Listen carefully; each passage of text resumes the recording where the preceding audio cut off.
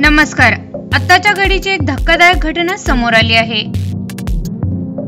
पती पत्नी आपल्या 3 वर्षाच्या चिमुरडीसह सोलापूर बस स्टँडवर आले.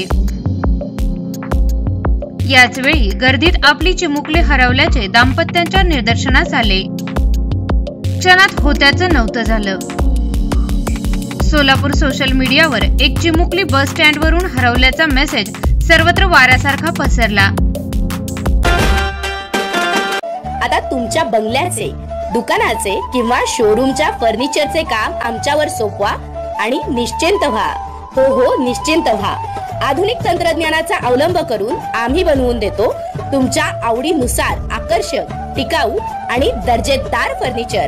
सर्व प्रकारचे शोरूम, दुकान, बंगल्यांचे हॉल, किचन, बेडरूम आदींसह सर्व प्रकारच्या कलात्मक फर्निचरसाठी पंढरीतील विश्वसनीय नाव अर्थात नामदे मिस्त्री फर्निचर. प्रोप्रायटर परमेश्वर नामदे अर्थात नामदे मिस्त्री. संपर्क मोबाईल नंबर 99 60 17 35 10. पोलिसांनी हे प्रकरण अत्यंत गांभीर्याने आणि तत्परतेने हाताळले. काही तासातच खाकी वर्दीतील बाप माणूस धावल्यामुळे अपहरण झालेल्या चिमुकली पित्याच्या कुशीत विसावली. लक्ष्मण साहेबराव शिंदे हे आपली पत्नी आणि मुलीसह सोलापूर बस स्टँड येथे आले. गर्दीत त्यांची 3 वर्षाची चिमुरडी हरवल्याचे निदर्शनास आले. दाम्पत्याने तत्काळ याची माहिती एसटी कर्मचाऱ्यांना दिली. परिसरातील सीसीटीव्ही फुटेज तपासण्यात आले. यामध्ये एक महिला चिमुकलीला सोबत घेऊन एका बसमधून निघून गेल्याचे सीसीटीव्ही फुटेजमध्ये दिसले. यानंतर सोलापूर जिल्ह्यातील सोशल मीडियावर एक चिमुकली बस स्टँडवरून हरवल्याचा मेसेज सर्वत्र वाऱ्यासारखा पसरला.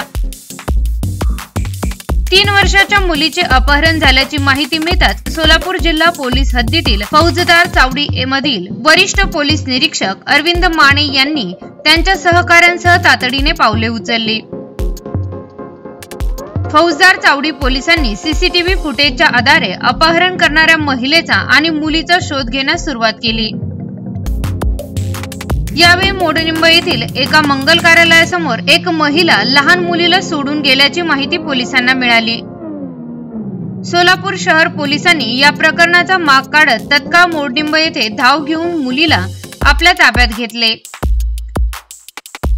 तिच्या कानातील सोन्याच्या रिंगा आणि पायातील पैंजण काढून घेत संबंधित महिलेनं तिला मोडनिंब येथे सुरू असलेल्या लग्न समारंभात सोडून दिलं होतं.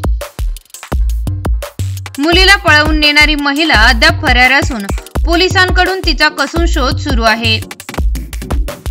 या घटनेनंतर बस स्थानक आणि गर्दीच्या ठिकाणी लहान मुलांबाबत अधिक सतर्क राहण्याचे आवाहन फौजदार चावडी पोलीस स्टेशनचे वरिष्ठ पोलीस निरीक्षक अरविंद माने यांनी केले आहे.